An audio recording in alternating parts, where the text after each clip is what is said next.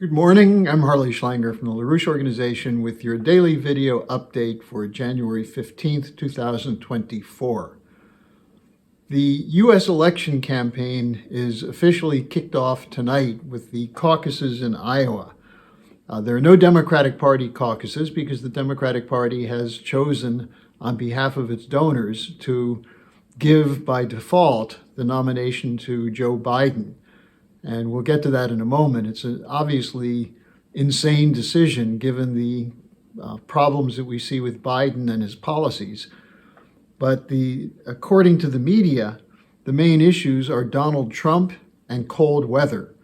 Will the cold keep supporters of the various candidates from showing up? Now, the caucuses come at a crucial moment in history, an incredibly tense strategic situation, which figures very little in the discussion process in the U.S. media and apparently in the U.S. electorate. We have an escalation from the U.S. and the United Kingdom of the war underway in Southwest Asia and the possibility of that expanding on multiple fronts, including the decision of the U.S. and the British to bomb Yemen, not once but twice, including full support for Israel in the International Court for Justice from the United States, the British, and now from Germany on the case brought by South Africa under the Genocide Convention of 1948, which is accusing Israel with a substantial amount of evidence of genocide and intent to commit genocide. We see Germany joining the US, UK, Israel side, manipulated largely by guilt, not on principle. Then we had the trip by British Prime Minister Sunak to Kiev, in which he announced a historic agreement, a quote, unshakable 100-year partnership between the Brits and Ukraine. Let me remind the Ukrainians that according to the former Prime Minister Lord Palmerston, who established the imperial tradition of partnership in the 19th century, Britain has no permanent friends or allies, only permanent interests. And the so-called historic partnership for 100 years could amount to nothing because the Brits always have more than one option, that is to maintain their interests, the City of London in particular, at the primary focus point of their policy. Now, we also have the Ramstein meeting coming up where the NATO partners are going to meet to discuss more arms to Ukraine. And this is occurring at a moment where there are also more threats for war against Iran and also China after the elections in Taiwan this week. What's clear from the West is the commitment of the establishment is for permanent war.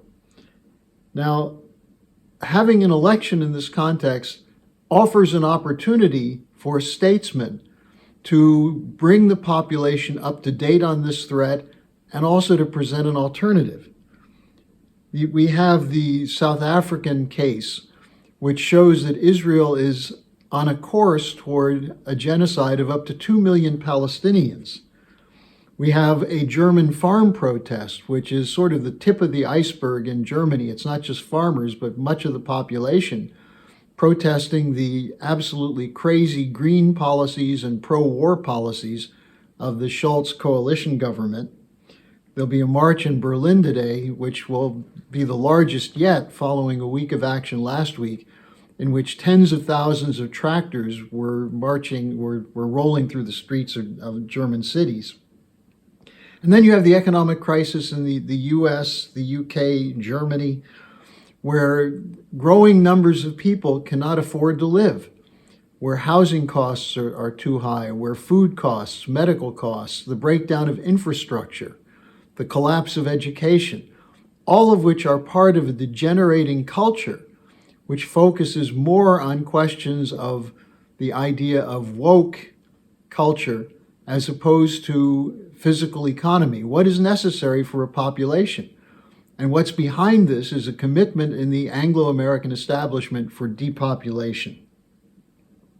So the question is, how can you ignore the emergence of a new financial I should say, a new development and new strategic architecture centered around the BRICS, the de-dollarization program, investment in physical economy, when the West is collapsing and is trying to impose that collapse on everyone, including its partners, including its populations. So the question is, are we headed into World War III in Europe and Southwest Asia and the Indo-Pacific? And why are these matters not a subject for discussion in the US presidential campaign? They're not being adequately addressed. The mainstream politicians, the media, the think tanks have one thing in common, which is the policy of permanent war and permanent austerity. And while there are increasing efforts to polarize the population around identity politics, on issues of woke politics and so on, the leading issue in Iowa is Donald Trump. Is Trump, with the problems he has with 91 indictments, with the January 6th question behind him, did he try to overturn the election? Will that convince people not to vote for him, or does Trump have the support of enough people that he can overcome that? The problem is this is all personal. It's telling voters what Trump is saying, don't worry about these other things. Everything's going bad, but vote for me. I'll make America great again. I can fix it. I can negotiate peace. I can do all of these things. Meanwhile, the population is sleepwalking into World War III because it's not understanding the depth of the crisis that we're facing. Now, of course, the Biden administration is run by the war machine. The military financial complex, the think tanks like the Atlantic Council, Chatham House, Heritage Foundation, left and right, all have the same policy: permanent war. The members of the Congress in both parties, permanent war, an almost $1 trillion defense budget.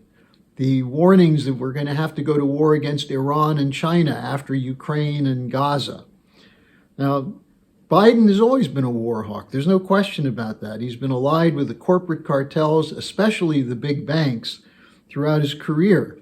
And he's now accepting the World Economic Forum approach, which connects the policy of deindustrialization and the green policy with the military financial complex commitment to war. So the establishment is backing Biden, it's backing Haley. The Trump derangement syndrome is shaping the policy of all the anti-Trump people. And Trump supporters are being mobilized around anti-woke agenda, identity politics, polarization, with little understanding of the accelerating drift into World War III. This is a profound crisis of Western civilization. And this should be a wake-up call to all citizens of the West, of the global North, that there's an alternative. But the alternative is not vested in one man who says, I can fix everything, but in a population which is mobilized around the traditions of the American system of physical economy, which now is not being practiced at all in the United States, but is the policy of the BRICS countries, the policy of the countries that we're being told are our enemies. They're building new roads, they're building new transportation systems, power systems, while the West is going to be freezing due to the inadequate energy production of solar, wind, and so-called alternatives, renewable sources. So what happened to our thinking? This is the same kind of brainwashing which convinced the German government that because of the 12 years of the Nazis, that Germany must support Israel, even as Israel is conducting a policy which minimally, if you listen to the presentations of the South African attorneys, Israel is intent, its leaders are intent on depopulating Gaza, on driving the Palestinians out. And this is a violation of international law. So the LaRouche organization is standing up for the traditions of the American system, of physical economy, of the policy in Germany after World War II, which rebuilt the nation. The West must break with the policies of the corporate cartels, the war policy, the green policy, and austerity, and join with the global South. For example, Germany should be gearing up its high-tech machine tool export economy as opposed to going around the world promoting solar energy and wind power. So there are solutions. I'll be linking in the description section some of the discussion that we've been initiating to change the subject from the soap opera of the elections as dominated by media coverage, instead getting back to principles, philosophical principles of the potential of mankind to not only solve these problems, but to move into a new era of economic development. So I'll be going through some of these issues over the next couple of days. Of course, we'll have a report on the Iowa caucuses tomorrow, as well as the German farm protest.